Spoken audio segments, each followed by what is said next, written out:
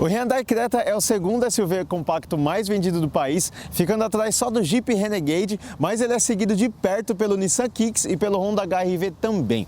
A gente já tem duas avaliações do Creta aqui no canal, uma com esse carro aqui que é o do motor 1.6 e outra do Creta 2.0, as duas estão com links aqui na descrição desse vídeo para você assistir depois, mas nesse vídeo aqui a gente vai comparar esse Creta 1.6 com seus principais rivais aí que estão disputando o topo da liderança dessa categoria.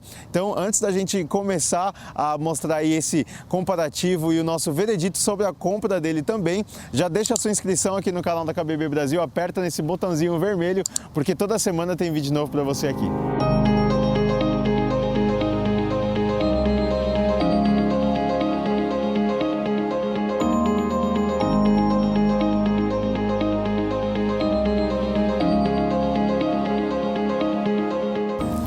A versão do Creta que vai servir de base aqui para o nosso comparativo é essa aqui, Pulse Plus 1.6. Ela custa R$ 94.990 e os outros SUVs mais próximos dessa faixa de preço são o Jeep Renegade na versão Sport 1.8, que custa R$ 89.990. A gente também tem o Honda HR-V LX, que parte de R$ 94.400. E por último, o Nissan Kicks SV Pack Plus, que custa R$ 95.790. Todos esses preços que estão aparecendo aqui na tela são os preços sugeridos das fabricantes, mas você pode saber exatamente quanto é que estão vendendo esses carros nas concessionárias se você acessar esses links que estão aqui na descrição desse vídeo, para você cair lá nas páginas de preço em kbb.com.br, aí você vai saber qual é o preço certo do SUV que você quer comprar desses aqui.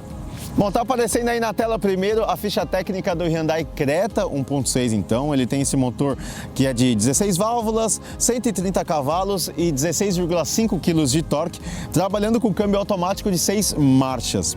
Já o Jeep Renegade, que está aparecendo aí, nessa versão Sport, ele vem com motor 1.8 de 139 cavalos e 19,2 kg de torque.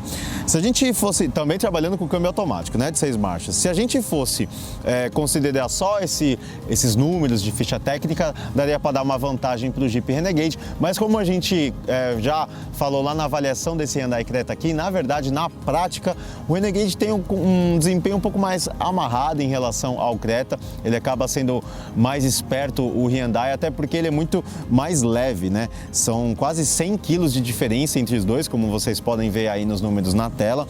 Isso dá uma vantagem para o Creta nesse quesito de desempenho, embora ele seja um pouco menos potente.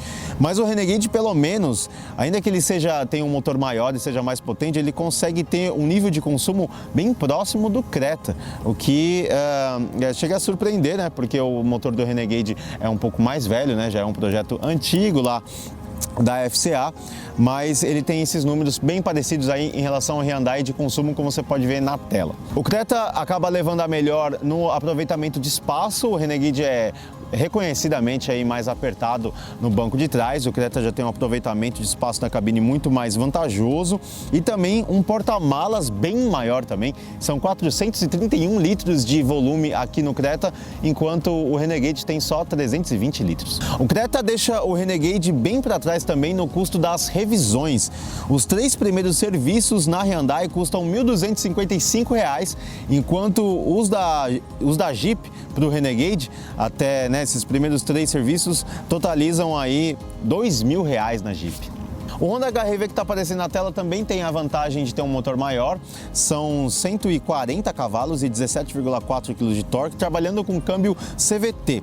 Ele já está bem mais próximo do nível de desempenho do Creta, inclusive pode até ser um pouquinho melhor, porque ele é mais leve do que o Creta, como está mostrando aí na ficha técnica. São 1.217 kg do HR-V contra 1.359 aqui do Creta, e o câmbio CVT também é ágil, ou seja, aí no caso de desempenho o HR-V pode ter um pelinho de vantagem em relação ao Creta.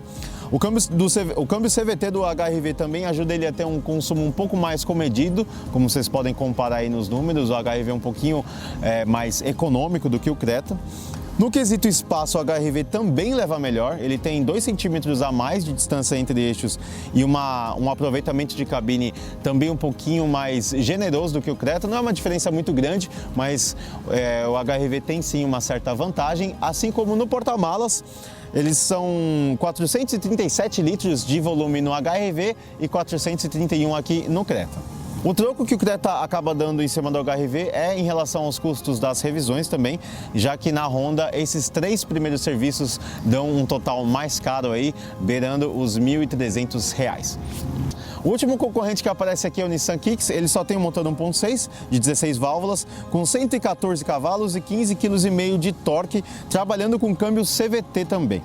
Mas, mais uma vez, o peso desempenha aí uma função crucial nesse comparativo, porque embora ele seja bem menos potente do que o Creta, como o Kicks pesa 1.113 quilos, são quase 250 quilos de diferença entre os dois, aí realmente o Kicks acaba tendo um desempenho um pouquinho melhor também, ele consegue ser mais ágil, principalmente em retomadas, né, por ser bem mais leve do que o Creta. Esse peso leve mais o câmbio CVT também ajudam o Kicks a ter um consumo muito melhor. Aliás, ele é o que tem o melhor consumo desses 4 SUVs que a gente viu até aqui, pelos números que você pode ver aqui na ficha técnica. O Kicks, por exemplo, pode chegar a quase 14 km por litro com gasolina em rodovias. É o único que chega próximo aí dos 14 km por litro nesse comparativo. Assim como o HR-V, o Kicks também é um pelinho maior em distância entre eixos do que o Creta. Os dois têm um aproveitamento de cabine bem parecido, são bem espaçosos nesse quesito e tem praticamente um empate técnico no volume do porta-malas, como está aparecendo aí nos números da ficha técnica. A principal carta na manga do Creta em relação ao Kicks é também em relação ao custo das revisões, né, até os 30 mil quilômetros, porque são R$ 1.400 esses serviços na Nissan, enquanto a Hyundai para ali na casa dos 1.250. Agora a gente vai ver o que cada um desses SUVs trazem de série nessas versões que a gente viu até aqui. Isso tudo que está aparecendo aqui na tela é o que todo mundo tem em comum já de série, ou seja, controle de estabilidade, câmera de ré, assistente de partida em rampa, piloto automático, ar-condicionado, ajuste de profundidade do volante e rodas de 17 polegadas. Isso todo mundo tem. Agora, individualmente, o Creta se destaca dos outros por ser o único com ar-condicionado automático e digital e ele tem acendimento automático dos faróis também, é o único que tem esses 2 itens. Dá para destacar também dele os faróis de neblina, sensor traseiro, stop start e a central multimídia de 7 polegadas com Android Auto e CarPlay. Mas ele é o único que não tem DRL de série, que é aquela luz diurna. O Renegade tem freio de estacionamento eletrônico, assim como o HR-V também tem. Ele tem central multimídia touchscreen de 5 polegadas, mas é o único que não tem faróis de neblina. O HR-V não tem nenhum item exclusivo em relação a esses 4. E ele ainda fica devendo uma central multimídia com tela touchscreen, ou seja, ele é menos bem equipado aí em relação aos outros. Por outro lado, o Kicks é o que vem mais recheado dessa lista. Por essa faixa de preço, ele é o único que tem 6 airbags de série já nessa versão. Ele também tem chave presencial, partida por botão e um painel parcialmente digital. Ele ainda tem sensor traseiro, central multimídia de 7 polegadas com Android Auto e Apple CarPlay também, ou seja, é o pacote mais interessante de todos. Bom, deu para perceber que depois desse comparativo todo, nessa faixa de preço aí, esses 4 SUVs ficam bem parecidos entre o que eles entregam, né, de ficha técnica e equipamentos também.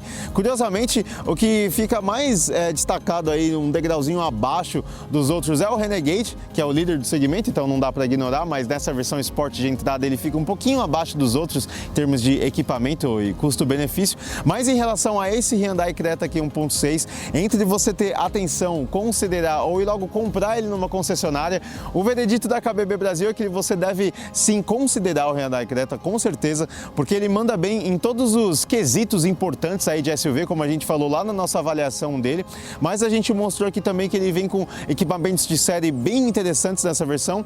Ele acaba dando uns pênaltis aí em segurança, talvez ele poderia ter mais airbags, a exemplo do Nissan Kicks, mas com certeza ele tem um pacote bem interessante para você considerar a compra desse SUV aqui. Bom, esse foi o nosso veredito sobre o Hyundai Creta, mas responde aqui nessa pesquisa pra gente qual SUV desses 4 você levaria para casa na sua opinião. Deixa aqui nos comentários também o que você achou desse comparativo. E antes de sair do vídeo, não se esquece de se inscrever aqui no canal da KBB Brasil, apertando nesse botãozinho vermelho, porque toda semana tem vídeo novo para você aqui. Valeu!